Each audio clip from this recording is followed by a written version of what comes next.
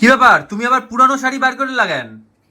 আরে দেখো না, এই শাড়িটা মানে আমার ভীষণ পছন্দের। তার মধ্যে হচ্ছে রেড আর গ্রিনের কন্ট্রাস্ট তো আমার ভালো লাগে, তবে স্পেশালি যেটা সেটা হচ্ছে এই শাড়িটার যে গ্রিন কালারটা, এই কালারটা গ্রিন কোথায়, ব্লু ব্লু লাগছে না? ব্লু নয়, ক্যামেরাতে হয়তো ব্লু লাগতে পারে, আচ্ছা, বাট এটা গ্রিন। এই গ্রিনটা হচ্ছে একদম ইউনিক। এই গ্রিনটা, এটার সাথে কন্ট্রাস্টে রেডটা খুব ভালো লাগে। প্রথমত আমার শাড়ির কালারটার জন্য শাড়িটা আমার এত পছন্দের।